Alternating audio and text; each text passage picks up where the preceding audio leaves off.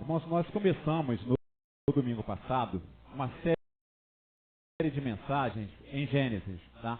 E a princípio vamos do início de Gênesis até o dilúvio, Essa mensagem de hoje, na realidade não seria hoje, estava programado para o dia 22 de março, tá? Por isso que ali está 22.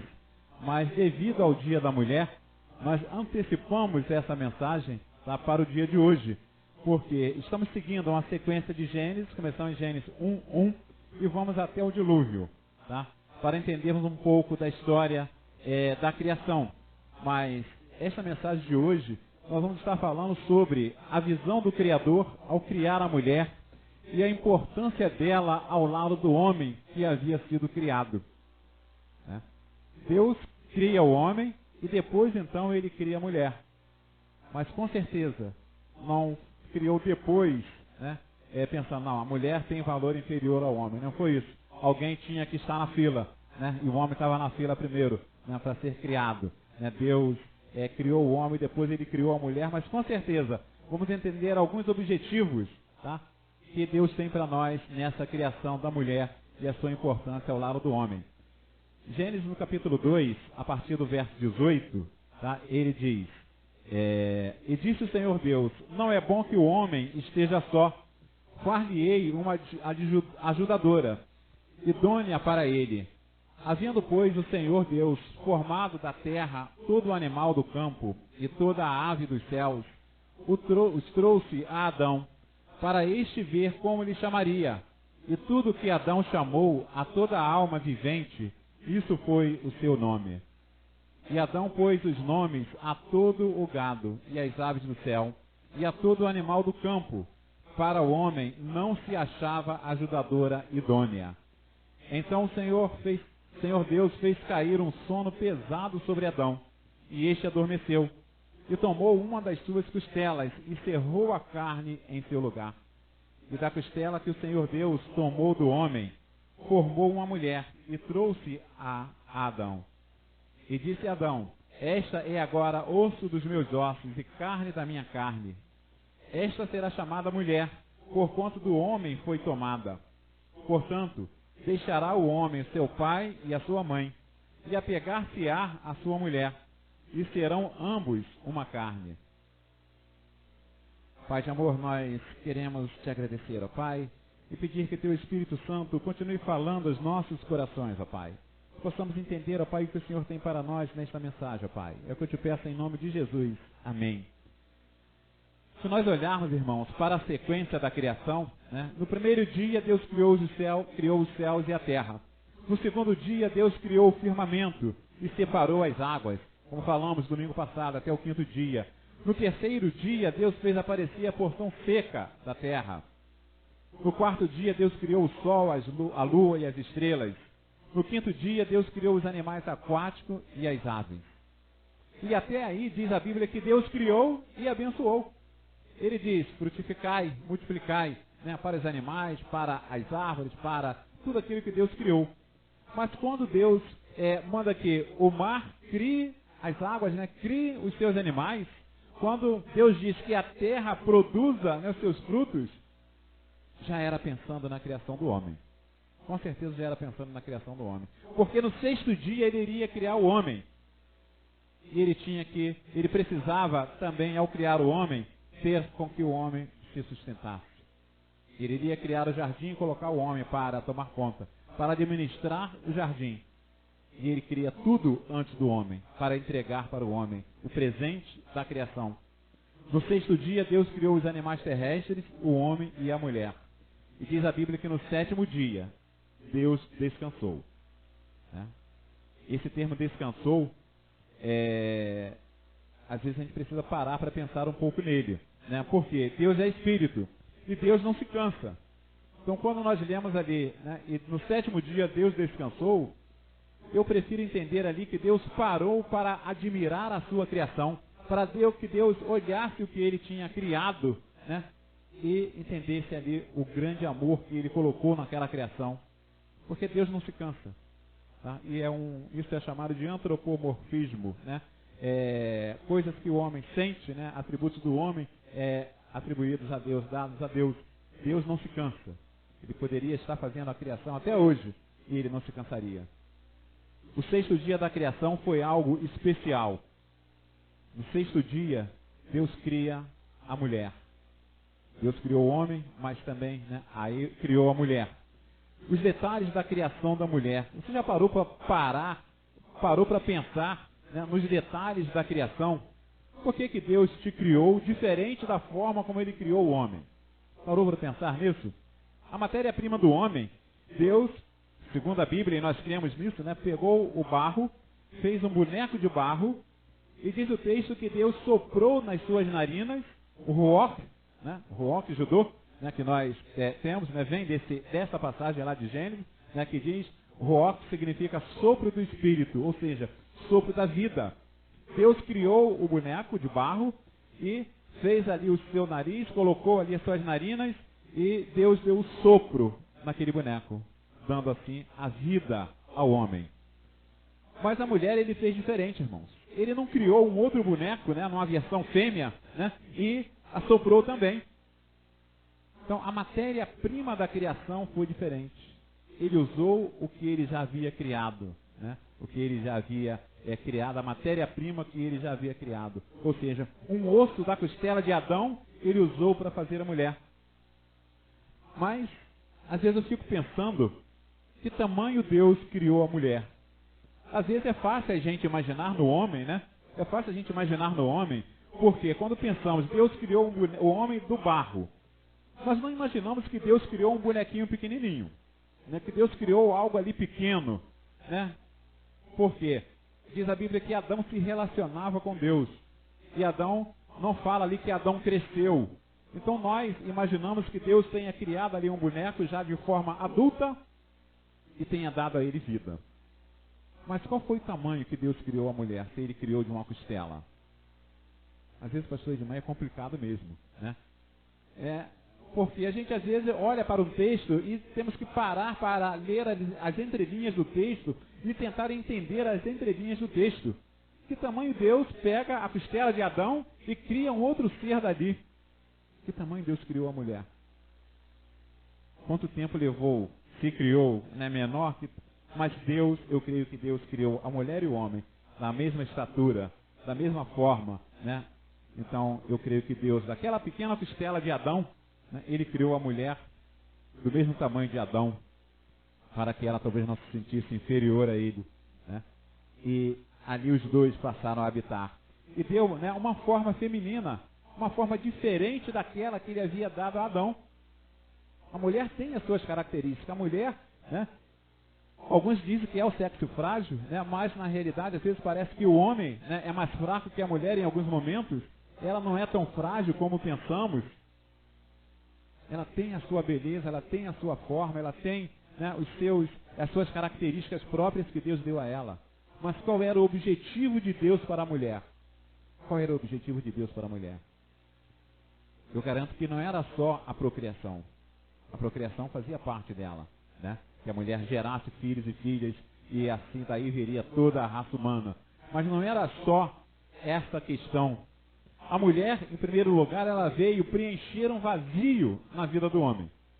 O homem olhava cada casal de animal passeando por ali e ele estava sozinho. A Bíblia não diz o tempo que Deus levou para criar o homem, o tempo a partir do último animal, o que levou até o homem, até ele criar Adão, quanto tempo levou? Mas diz que não havia para o homem alguém idôneo, alguém igual ao homem. Aí Deus vai e diz em Gênesis 2,18. Parece que Deus para observar e diz, não é bom que o homem esteja só. Não é bom que o homem esteja só. Entenda isso genericamente falando, não é bom que a mulher esteja só também.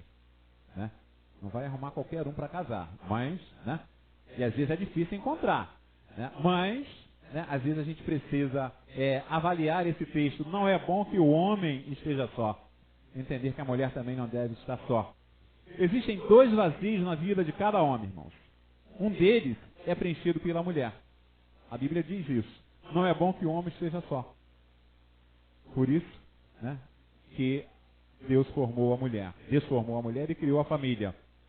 O outro vazio que existe na vida do homem é do tamanho de Jesus. Há um vazio na vida do homem que só é preenchido por Jesus. Por mais que ele colocar na vida dele, tá? Ele não vai se sentir cheio, não vai se sentir completo. Você pode ter a melhor esposa que você tiver. Se não tiver Jesus, você vai sentir um vazio dentro de você. Ela só preencheu uma parte. A outra parte ainda está vazia. E é Jesus que vai preencher esse vazio. O homem precisava de uma ajudadora idônea. Uma ajudadora idônea. E eu fui lá no Michaelis, ou Michaelis, né, Dicionário Brasileiro de Língua Portuguesa, buscar o que é idôneo. E ele diz que idôneo é próprio ou conveniente para alguma coisa. Deus tinha algo especial e Deus criou uma mulher idônea, alguém idôneo para aquele objetivo principal, para aquele único objetivo.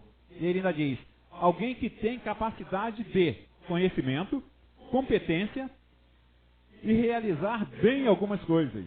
Apto, capaz, competente. Alguém que é digno, honrado e de honestidade inquestionável. Isso significa idôneo.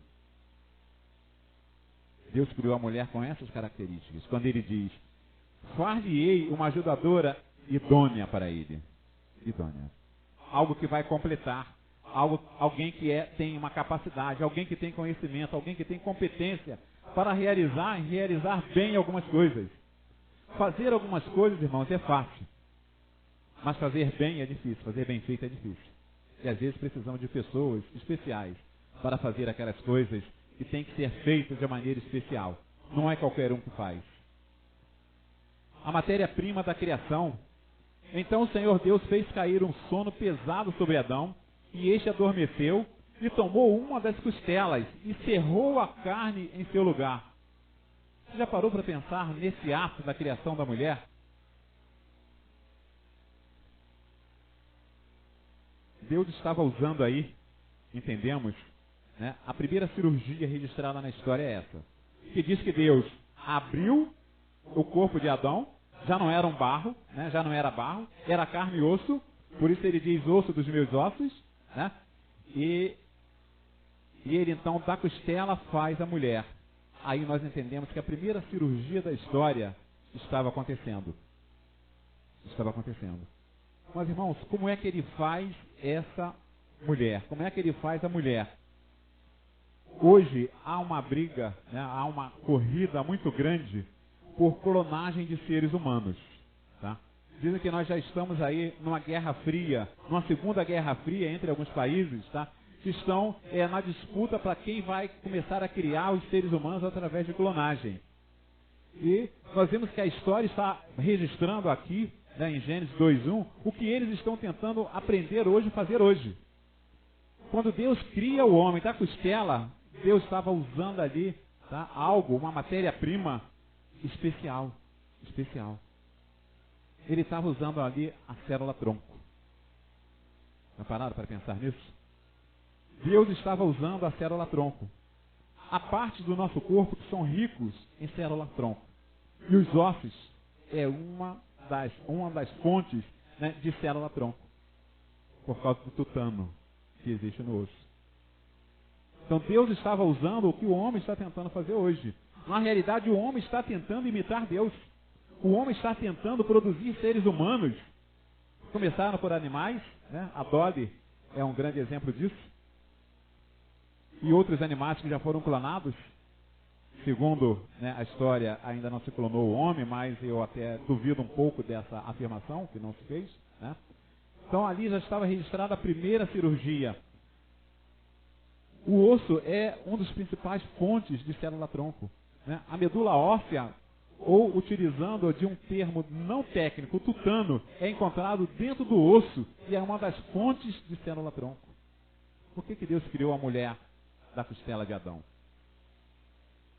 Né? Porque ali existia algo que poderia dar vida. E da costela que o Senhor Deus tomou do homem, formou uma mulher e a trouxe a Adão.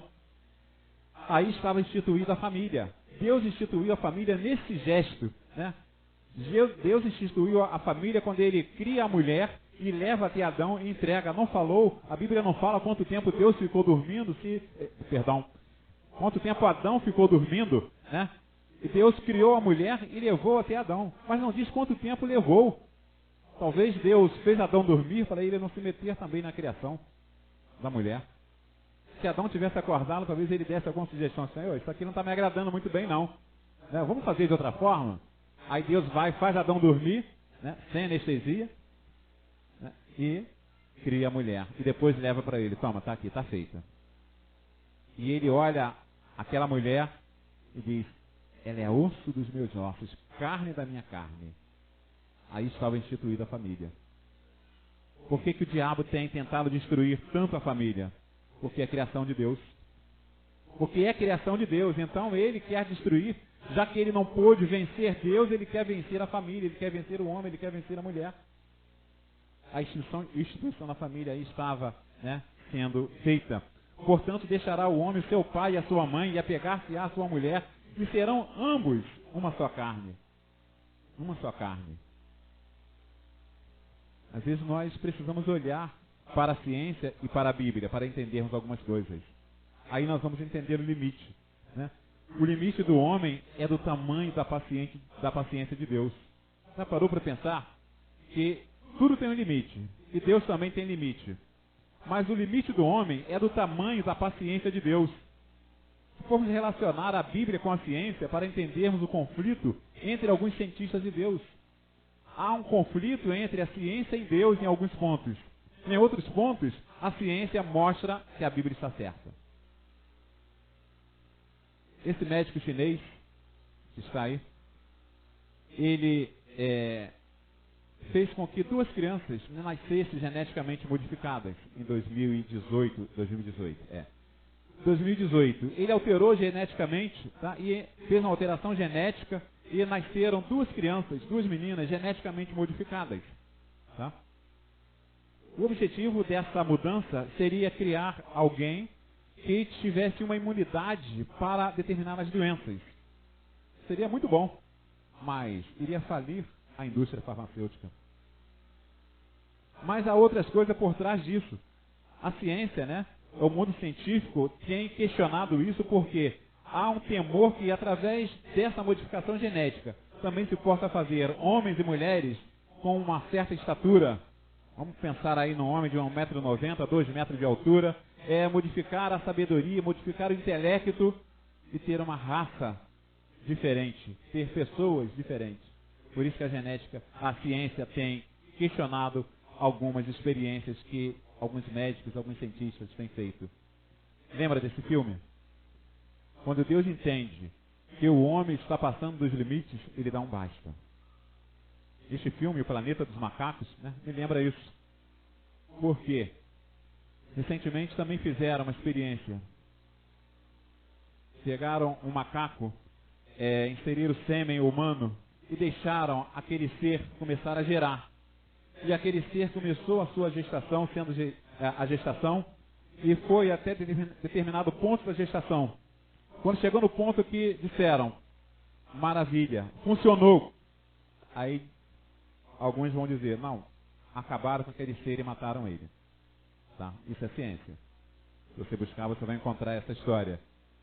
Tentaram criar um macaco, um homem misturado com um macaco. E quando chegou num determinado momento da gestação, antes do ser nascer, segundo as notícias, exterminaram aquele ser.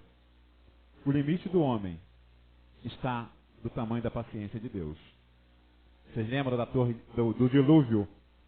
Falamos que vamos até o dilúvio por quê? Deus começou a criação e começa a raça humana a se procriar, né, a se multiplicar, mas também começa, né, algumas coisas a aparecer que vão de encontro à vontade de Deus. E Deus, em determinado momento, diz o texto que usa-se até uma expressão que Deus se arrependeu de ter feito o homem. E Deus resolve destruir a humanidade. Mas ele poupa Noé e sua família. Porque o limite do homem havia chegado ao final. Aí Deus mandou o dilúvio. O dilúvio acontece e depois do dilúvio o homem se reúne em determinado local e olha para a terra, olha para Deus, e uns dizem, olha, vamos construir uma torre que chegue no céu. E e começaram a construir a Torre de Babel. Aí Deus olha lá de cima e diz, olha, vamos acabar com isso. Até então diz a Bíblia, que todos falavam uma única língua.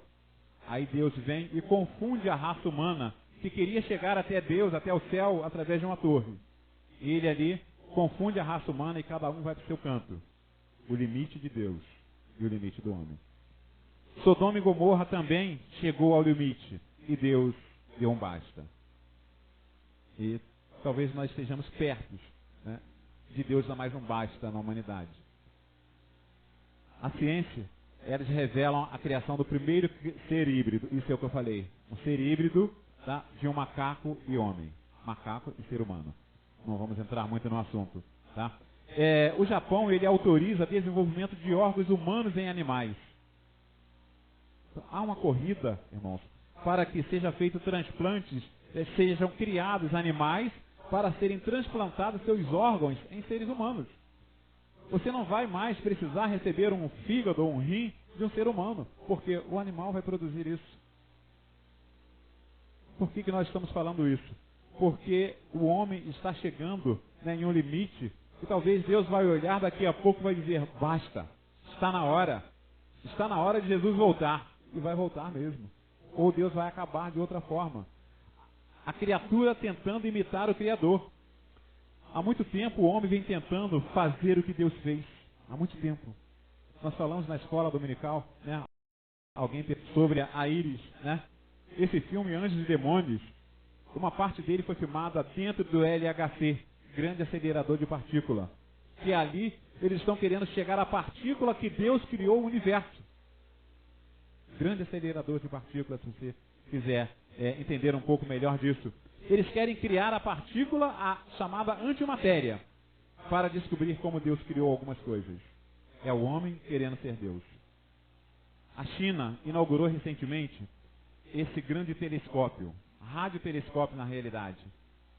Esse radiotelescópio é para fazer contato com extraterrestres. Quantos temos investido em coisas que às vezes não vão levar a nada. Nos preocupamos com algumas coisas e esquecemos da principal. O que Deus fez, como fez, talvez não tenha tanta importância para o que fez. Importância para nós, né, para o que fez. Mas como fez? Como Deus fez a natureza? Como Deus criou tudo isso? Nós precisamos nos preocupar com isso. Deus fez a mulher para que ela estivesse ao lado do homem, lado a lado com ele, ajudando, como o texto não mostra, né, a ser uma pessoa idônea, que o ajude a fazer as coisas que Deus tinha para o homem fazer. Deus não escolheu um osso da parte superior para que ela não... Não, eu sou, né, maior que você. Eu sou o osso mais importante do seu corpo, né? Então eu sou mais importante que você. Deus não escolheu um osso, né, da parte superior para que ela não se sentisse superior. Deus não escolheu um osso dos pés para que ela se sentisse inferior. Ele escolheu da costela para que ela entendesse, para que a mulher entendesse que era preciso estar lado a lado com o homem. Lado a lado. Parceiros, né? Lado a lado. Deus criou a mulher para que ela estivesse ajudando o homem a fazer tudo aquilo que ele queria que o homem fizesse. Deus fez a mulher para ser, primeiro, esposa, companheira, ajudadora, mãe. Deus criou a mulher para ser tudo isso. E mais alguma coisa ainda que com certeza você é, né? E a gente não relaciona. Há uma frase que alguns atribuem a Rui Barbosa, mas eu já vi essa frase sendo atribuída a várias outras pessoas, né, talvez você conheça, que diz, a mão que embala o berço é a que dirige o mundo. Você, mulher, agora eu vou falar genericamente, é culpada, né, por uma série de políticos sem vergonhas que estão por aí fazendo coisas erradas. A mão que embala o berço é a que dirige o mundo. Mas também você tem do seu lado aquelas pessoas, né, que estão lá fazendo as coisas certas. Você tem ao seu lado aquelas pessoas que estão dirigindo o mundo de uma maneira idônea, de uma maneira séria, de uma maneira que Deus olha e se agrade. Entenderam? A força que a mãe tem, a força que a mulher tem, a mão que embala o berço é a que dirige o mundo. Então, se a sociedade está como está, é porque o homem e a mulher, e agora temos que trazer para nós também a responsabilidade, estão colocando na sociedade seres, né, que estão atrapalhando, que estão destruindo, que estão, né, abusando da sabedoria que Deus deu, e alguns que estão fazendo uma série de coisas erradas. Precisamos pensar nisso. A mão que embala o berço é a mão que dirige o mundo. Deus abençoou a sua mão para que você ensinasse, para que você educasse as pessoas, para que ela pudesse estar à frente do mundo de uma maneira sadia, né, fazendo as coisas certas. A mulher sábia edifica a sua casa. Toda mulher sábia edifica a sua casa, mas a tola a derruba com as próprias mãos. Provérbios 14:1. Então você tem sobre si a responsabilidade de edificar a casa. Mas que casa é essa, pastor? É interessante essa casa que você precisa pensar nela. Essa casa não é aquela casa que você mora que é cercada de 4 paredes. Há muitas pessoas que têm uma casa, mas não têm um lar. Há muitas pessoas que são órfãos, né, dentro da própria casa. Por que as pessoas têm casa, mas não têm lar? Porque lar é uma coisa e casa é outra. A casa, ela compreende as 4 paredes que te cercam e o telhado em cima ou a laje. Isso é a casa. Mas o lar é aquilo que você constrói, que você edifica como mulher, que nós edificamos como família. A casa é uma coisa, o lar é outro. As pessoas estão precisando de lares. Porque estão dentro de casas, mas não estão dentro de lares.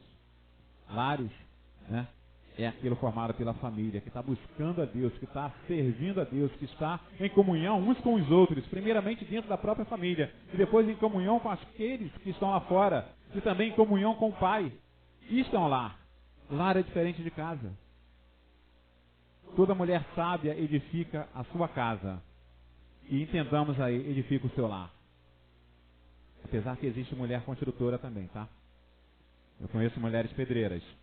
Conheço, né, alguém que era construtora de casa. E se você olhar na construção civil, você vai encontrar mulheres que constroem casa. Mas aqui, o termo usado é casa. Mas precisamos entender que é lar.